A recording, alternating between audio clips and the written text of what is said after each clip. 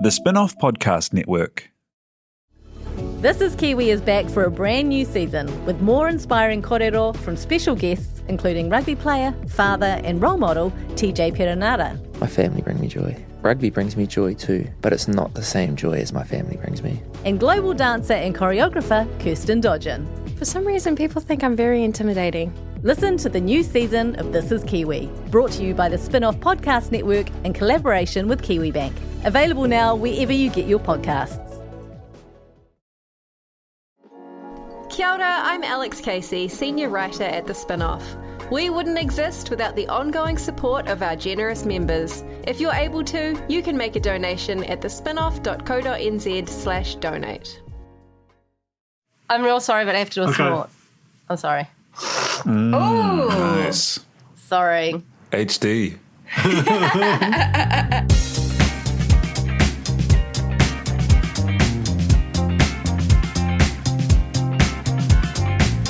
Kia ora, welcome to the Real Pod. She back, bitches. I'm back. She back in a big way. There was a bigger snort, which we might have got on mic just before, which really announced your arrival. That was the cone of silence. There is no cone. That is a sacred snort. We're about to discuss fat bed sheets. I don't think there's nowhere you can hide. I think I had described your snort perfectly as HD, which accurate. My name's Jane Yee, snort specialist. I'm joined by Alex Casey and Duncan Grieve. This is The Real Pod. It's your Real Life in New Zealand podcast. And we have a hell of a show for you today. Excuse my absence last week. I had a nasty chest infection and a bit of a COVID breakdown. Not actual COVID. Didn't have actual COVID. Had a test. But I was quite sick, thus the snort. And now I'm feeling much, much better. Thank you for not asking. It's so good to have you back, Jane. It was Thanks. Very stressful last week. It was really I thought you guys did so great. It might have been because I was delirious, but I thought you did so great, and I was very, very proud pod mom. It was definitely because you were delirious. I just remember a lot of looking directly at Alex and us both just looking really frightened and talking almost just to fill the space rather than with any great plan.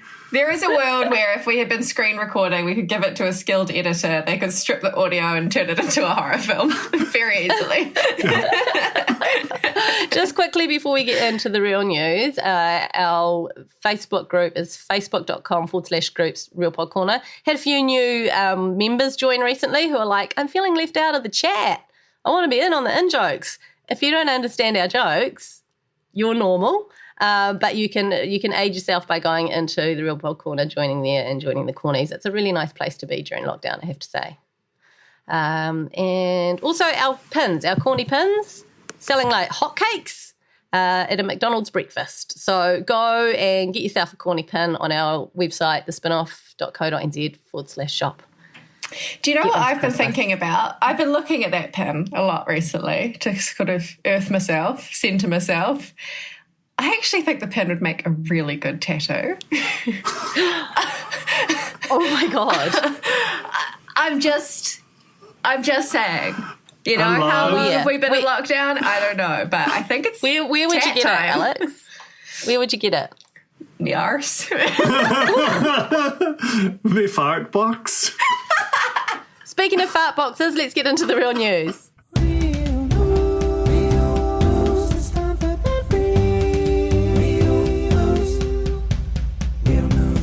Man, what is this podcast? What is this podcast? Gone by lunchtime have never said fart box. They've never been brave enough. Watch this space. They get evicted from the house for sure for going there. Leading the news, some good news, actually, during COVID times, you can now buy some bed sheets that will filter out your partner's farts. So not so long ago in the real news, we talked about how sleeping without underwear was a very perilous thing to do because it shoots poo particles out into the sheets. And I guess if you're sharing a bed, those poo particles could be coming your way from somewhere else and you could be exchanging poo particles. Australian company, good old down under, Shreddies, if you don't mind, have released some special anti-flatulent bedding. It's got built-in carbon panels I don't know what that means, to trap the nasty smells. They have underwear that does the same thing. So they've used the same technology. Cool. Panels makes it sound like you're sleeping under like corrugated iron or something, right? Like, I want to know how soft these shreddies are because I am in as a dragon in Dragon's Den. The undies have won awards. I don't know what awards, but it says award-winning underwear. And the porous carbon attracts and traps flatulence odours and simply reactivates when washed. It just feels like sometimes there's technology where it's described and you're like, that seems like what you want it to do, but it doesn't vibe like something that nature would allow, you know? Like, I'm okay with the trapping. I don't understand the reactivation when washed. Neither. It sounds like when all the washing brands are like, now with oxy-action, try enzyme, and it just sounds like gobbledygook that someone in a marketing roundtable has made up and gone, no one will ever know. Just reactivate the carbon panels when you put it in the wash. Why not put these in elevators? Like line elevators with this stuff so that they attract, because that's a notorious place. As soon as you step into an elevator, you need to fart if there are other people here. But it still has to travel through the air to get to the panels, right? So you're stand in with your back to the panel. Everyone's standing with their backs right up against the panels. New idea, nose covering with the panels on the outside. No, because it attracts the smell. Oh, then it attracts the particles, and then even if you can't smell it, you'll know you have poo particles on the outside of your nose cheese. But is it the smell or the particle and are they one and the same? Like there's just a lot more science than is contained in this Daily Mirror story. I think that the best thing about don't give away our sources, Duncan, please. Only the best. But the best part is the stock imagery. Like there's these Getty Images shots of these there's couples in bed and complete gender stereotyping because it's always the lad who's got the guilty look and the ladette clenching her nose, and it's can I just say, poor men. Just for everything. We're really sorry. More oppression. They're just really, really great shots. And it just made me think that I would love to have been at this photo shoot. And were they just doing that or were they doing heaps of different stuff? But the fact that they knew that there was demand for these shots and that they had to, it's just beautiful. The world is complicated and it's making a lot of stuff that we probably don't need, but I'm very glad that we have. I think we need to get shreddies on board with the Real Pod, because I've just found this on the site. Can you see this? It's a man with glasses and a bow tie and several thousand pens in his pocket frowning, and just the tagline, fart with confidence. That's the Real Pod. Is there a world where we can fart with confidence without needing porous carbon panels? Well, where we can just embrace the smell, embrace the sound. Did I tell you about my sort of moving David Lomas journey where I reconnected with my dead grandmother and great-grandmother via my father? He told me... I can't wait to see how this ties in. Because I found out both my grandmother, who I never met, and my great-grandmother, both huge fart boosters, like had taglines. One of them was, wherever you may be, let your wind go free. And the other one was... Do, re, mi, fa, sol, la, ti, do, what makes me fart, I do not know. And this wisdom was passed down to me recently in a very moving sort of a moment. That's amazing. It explains everything though, right? Like, it explains how Alex Casey came to be. Yeah, it feels like they could have been part of like some sort of weird ye olde real potty, recording for gramophone back in the day with attitudes like that. Is this, just tell me, Alex, is this part of your Scots or Italian lineage? No, this is my dad's side, so no Scottish, no Italian. It's sort of German English. Anglo-Saxon. Just a cool combo. I really love this next story. I love animal stories.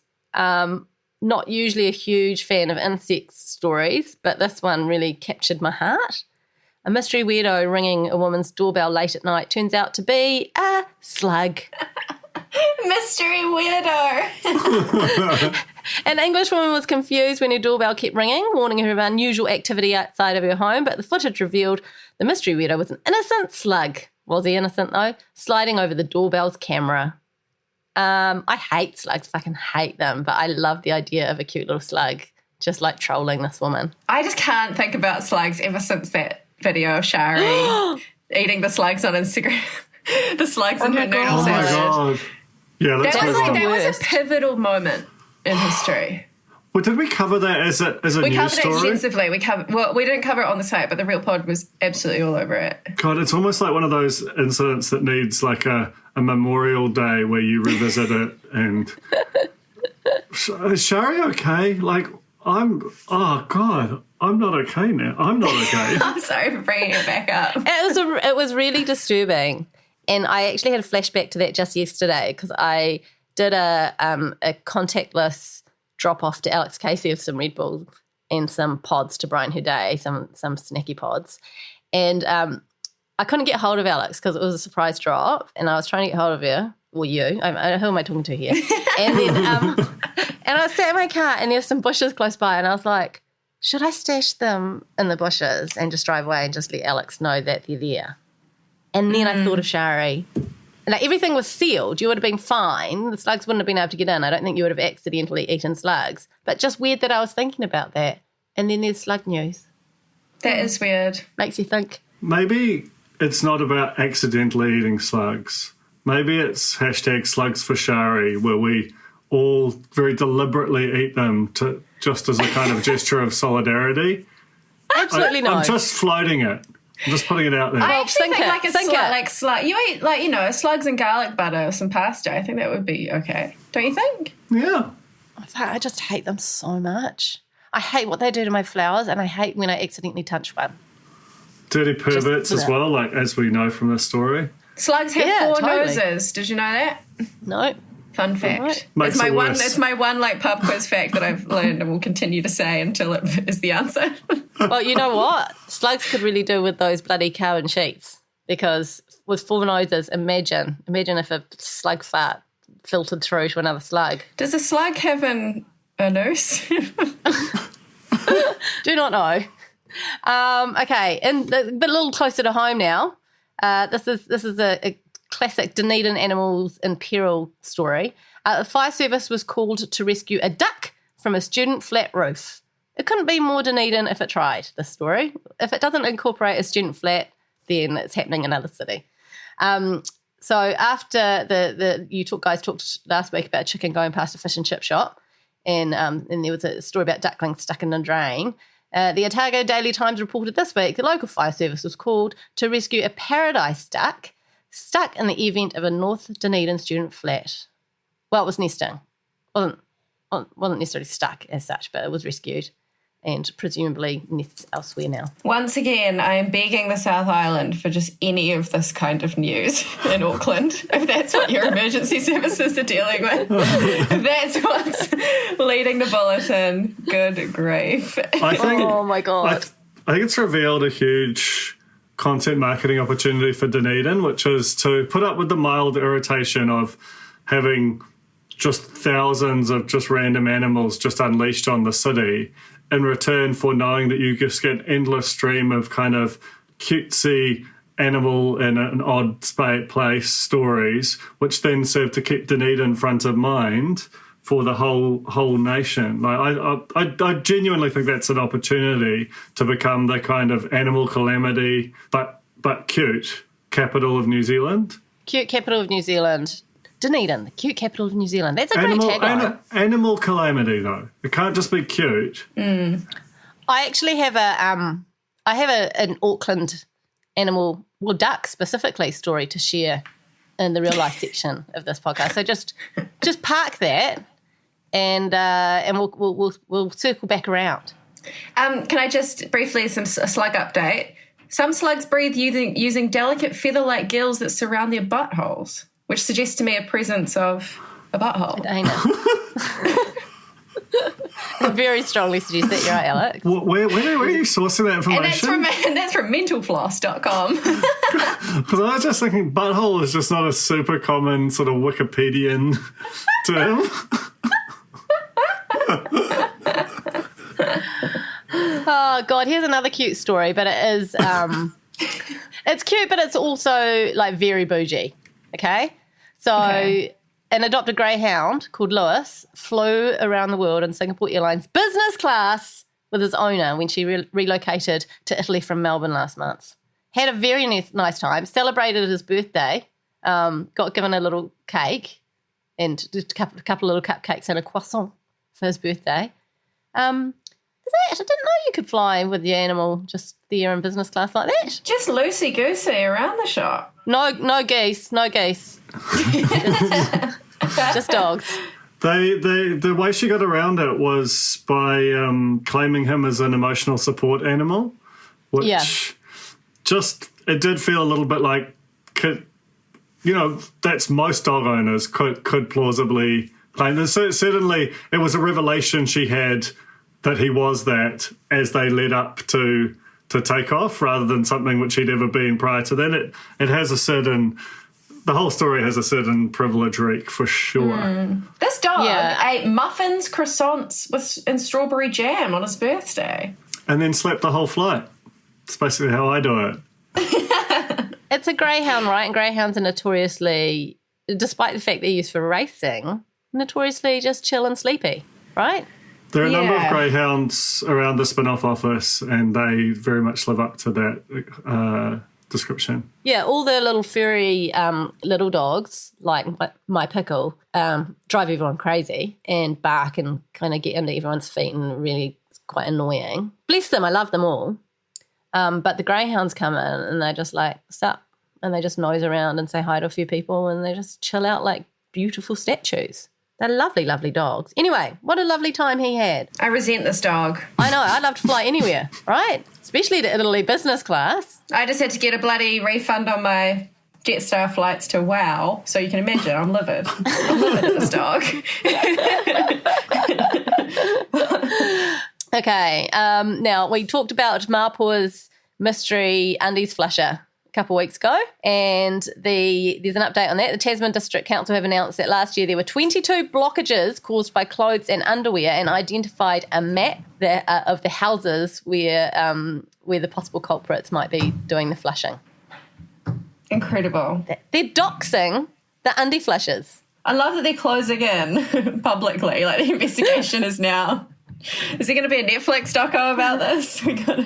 It's interesting as well, the way that it happened for a few years and there was publicity and they stopped, and then, like some sort of serial killer that couldn't quite quit, they've restarted. Society relies on people not doing this kind of thing. Like, every day we all get up, we all want to do it, but we just can't. Like, the whole thing falls apart, and I understand Mapua's desire to really nip this one in the bud.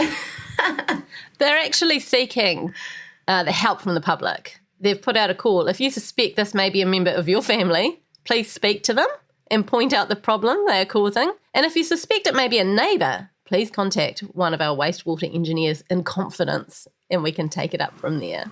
It's so good. It's so good. It's so good. Because how do you suspect someone? Because obviously it's a very private activity. Most toilet stuff is. Certainly that's the way I do it. And the idea that you were this guy just has that vibe. You just look, he's always buying new undies. Yeah. And he just, it's amazing. Everything about it's a beautiful, beautiful story. I don't know that we know that it's a guy. It's definitely a guy. Okay. Pick your side, Duncan. You're all over the place today. And you can't even trace the retailers because it could be doing a scattershot online shop, Could be all over the place. Could be completely untraceable. Fake name, fake credit cards. Someone's going real deep in their commitment to this criminal activity. Is it criminal to cause that kind of disruption to infrastructure? If it's not, we need to emergency session of Parliament to pass legislation. Am I right? That story came via a corny, so thank you, Sarah Thomas, for that. We're going to take a quick break. We're going to stretch, and we will be back for some real life and some real bits. See you soon. Kia ora koutou katoa. Te Aihe Butler here, podcast manager at The Spinoff. As we find ourselves navigating a new outbreak and lockdown, everyone here at The Spinoff remains committed to bringing you quality independent journalism, which, of course, includes our coverage of COVID-19. It's not an exaggeration to say we couldn't do this work without the generous support of our members. So, if you'd like to help us keep Aotearoa informed, please visit thespinoff.co.nz/members for more details and to donate today.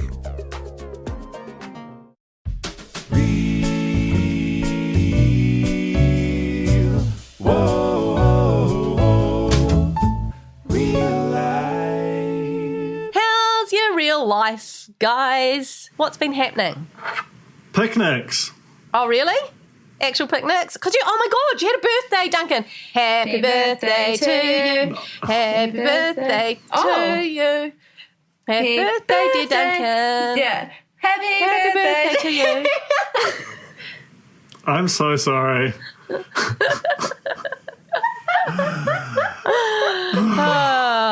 you have a nice birthday? What happened? I had a barbecue with my daughter. Jet came round, and my mum, who's joined our bubble. She lives alone, and Jet's got these two little Japanese barbecues, and we just cooked lots of like little bits of things on them. It was a very nice time. The weather kind of played ball. It was just. It was a nice time. The thing I woke up today and realised was that I've just turned 42, which means I'm exactly 21 years. My 21st was 21 years ago. And that doesn't seem that long ago. And I was just like, damn, that was half your life ago. You're old, you know, like there was nowhere to hide. But I was okay with it because I'm kind of checked out mentally on all this stuff, so you know. Bury the lead a bit there, Duncan. How old's Jet? Jet's 20. Okay, so Jet has 21 at the end of the month on Halloween. Okay, and she's got two little Japanese barbecues. Yeah, that's a story right there. How cultured is that for a 21-year-old? She's I'm still eating 2-minute noodles. I'm still eating 2-minute noodles. Honestly, she's a cultured lady. She drinks natural wine. I actually both. The barbecues, I bought her one and her mum bought her the other one for the same birthday, which we both had this genius idea. One's charcoal, one's gas-powered. It was an absolute mission to get hold of the gas-powered one. I had to buy it second-hand off a Japanese restaurant. But it's a cool vibe. Wow. Can I come over for a picnic? Would love that. I would love that. Thanks. We had a cup of tea, Jane, you know? We did have a cup of outside. tea. We did. So, in fact, Duncan, you were the very first level 3 sanctioned visitor that I had. Not that I have been having unsanctioned ones. I mean, once we were allowed to have visitors in our garden, Duncan was the very first person who came at an ungodly hour halfway through his morning run. Just looking beautiful. And we had a lovely cup of, it wasn't tea, it was Makona. We had a lovely cup of instant and caught up, and that was really, really nice. And Alex, you're like the only other person I've seen. That's my pop-in. That's very touching. I've only seen you and me, ma'am. I had plans to have a picnic with a flat, but then I panicked and I cancelled. Just the idea of talking to like multiple people at once became hugely overwhelming for me. So just working through some social anxieties there. Do it in the safety of a podcast. I've just kind of got this thing where I'm like, I just want to wait until we can just hang out properly. Like, you know, I want to just like save it because I'm so anxious about the toilet stuff. Like, genuinely, it like really stresses me out. And I'm the type to just forget and break, and I don't like breaking rules. Like, I'm riddled with anxiety about it, but I'm sure it will relax. I did see my mum. We went for a lovely walk up the mountain, which was very nice. Yeah, because we're allowed to walk with people now as well, aren't we? Yeah. Oh, honestly, the freedom. That's amazing, eh? Like, no, being told that you were allowed to go for a walk with someone sounds like a really annoying chore. in the old times. Now it's a lovely gift. It is. I have, speaking of walking, I've done some. Last week I did some walking for the first time in lockdown. That's completely fine, right? 7 weeks without basically leaving the house. And then I finally went, and then I just like blew out. I did like 2 1-hour walks, crazy. And I mowed the lawns. I just went nuts. But I just want to say, on meeting up with Alex, I kind of feel like it would have been a great pep moment. Were we pep worthy? Both in track pants.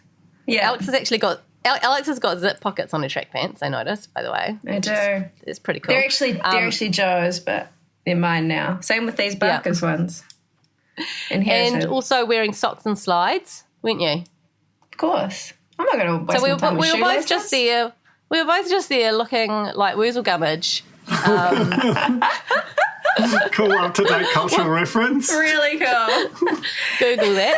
And with a couple of Red Bulls and a pack of pods, like sitting on the footpath between us. It feels like you just were doing a photo shoot for the cover of like a Real Pod, like a post-breakup album, where I've gone solo and Alex and Jane are still rocking. the Gummidge era. It was terrific. My other big news is the duck that I mentioned earlier in Real News. So I have these ducks that visit. I think I've talked about it before on the podcast. They come quite regularly, pretty much daily, I think. And last week I had quite a confronting situation. Ducks brought a friend. I don't know if it was the friend or one of the OG ducks, but they had something like speared through the kind of the neck, not just below the neck. The like, I don't know, the bit that you'd eat, I guess, the breasty bit. And on closer inspection, it was a fucking biro. It was a pen. Oh my god! Like, how does that happen? Call it, everyone, the police. I mean, I videoed it. What are you going to do with this footage, Jane? I put it on TikTok. Oh my god!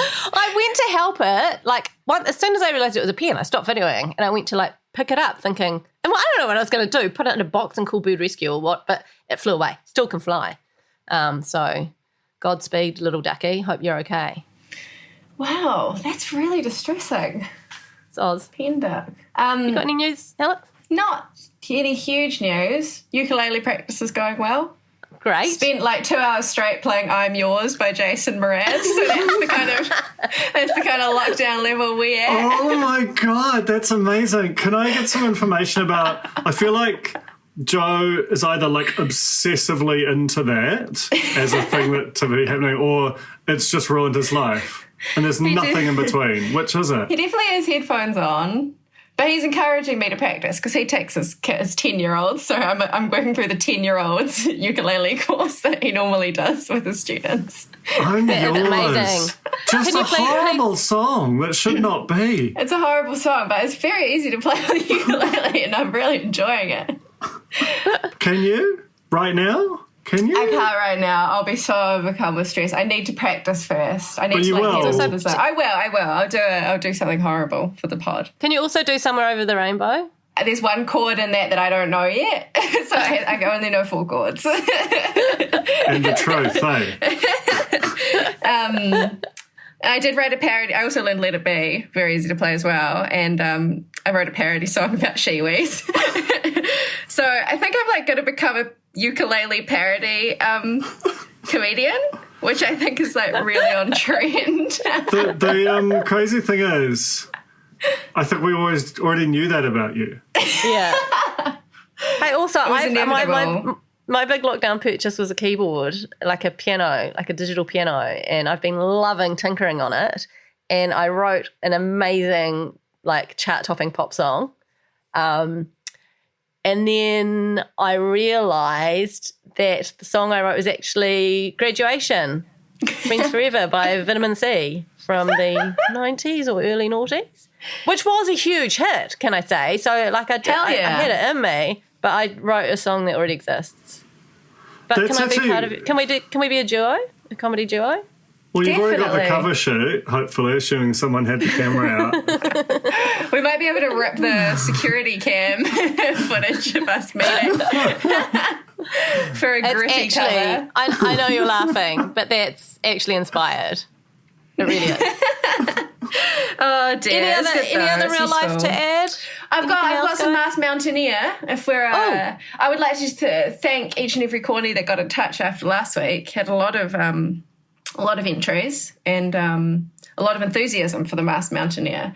These are not mine because I haven't been out much. These are actually from Joe, and I'm going to botch them. And if you can figure this one out, you'll know why I'm really annoyed that I wasn't there. But the clue for the Masked Mountaineer, for those who haven't played before, these are people that we see up or around Mount Eden who are famous wearing masks. So the first one is, didn't know the guy who made those nightsticks would be there between two hills.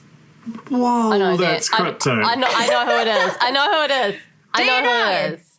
I know because I know. I told you. Yeah. You told me, but also, that's a great clue.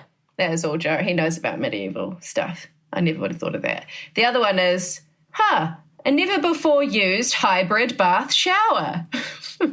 And this one is a bit loose. I just feel like the fact they both start with, is just incredibly funny writing. It's tough times. It hasn't been a very celebrity week. They're all having picnics and bloody Parnell probably. Oh, that is great.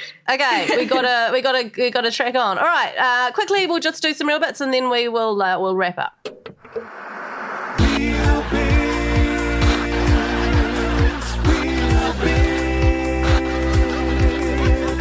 Okay, update on the chocolate fish that Hills Bears promised to people who were going to get vaccinated on a certain weekend not that long ago. She did send them out. She sent out hundreds of chocolate fish to 7 Sharp viewers. Good on you, Hills Bears. And I think there's some, footage of that somewhere. Didn't watch it. So Jane, you listened to the podcast. I have no memory of it. But did I claim low hundreds as the number? I did some modelling. I actually think that's what you said. Yeah, I think you said low hundreds, and that's where we ended up, right?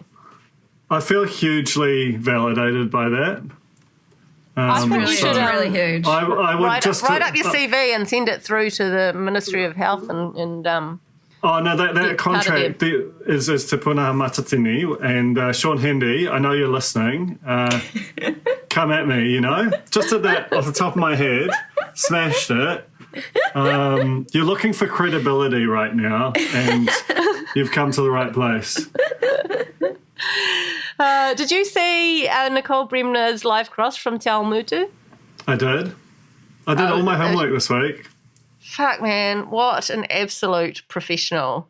I don't know what was happening on the main road there, but there was so much noise going on in the background. There were like sirens and cars revving up, and she was doing a live cross, and just stone cold professional. Just didn't skip a beat.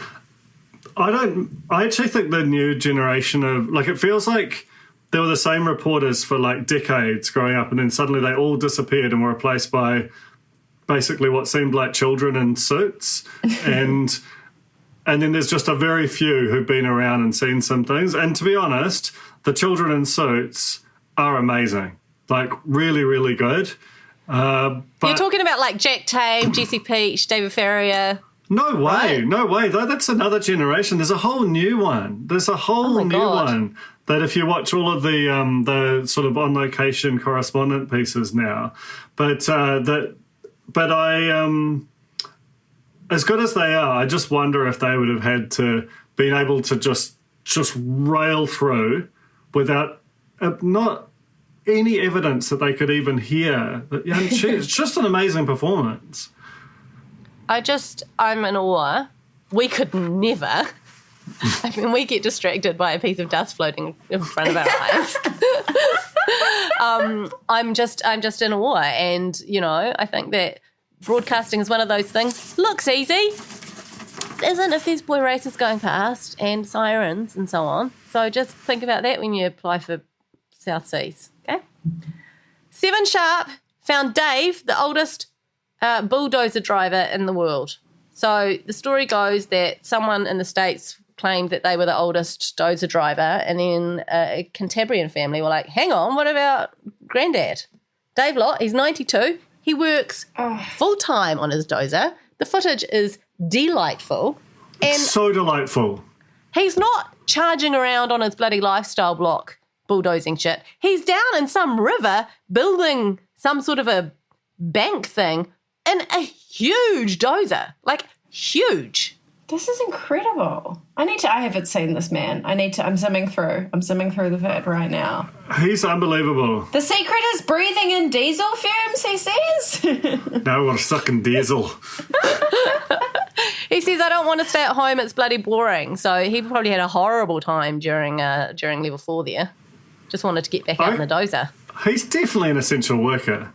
He's like literally rebuilding a riverbank after a flood. You can't get more essential than that. He is Dave Lott is an unbelievable find from 7 Sharp. Like, that is just that guy is amazing. 92. If he's not known around the region as Dozer Dave, then Canterbury needs to sort this shit out fast. Oh, and he's got a little doggy in his dozer. Oh, yeah. The dog's called Tui. Aww. Yeah, so sweet. That's our podcast. We got to go. We've been talking too long, so we're going to wrap this shit up. And don't forget to tune in to this very feed that you got this podcast on for our Celebrity Treasure Island Reel recap that will be dropping straight after tomorrow night, Wednesday night's episode, the last episode for the week. And we will be recapping that with great enthusiasm. Great week on the island. Great so week on good. the island. Thank you very much, everyone, for listening. Thank you to Tara for helping us out with our breaking stories. Thank you to our hair for producing and just being just such a gem as always. Thanks, Alex. Thanks, Duncan. Thanks, Cornies. See you soon.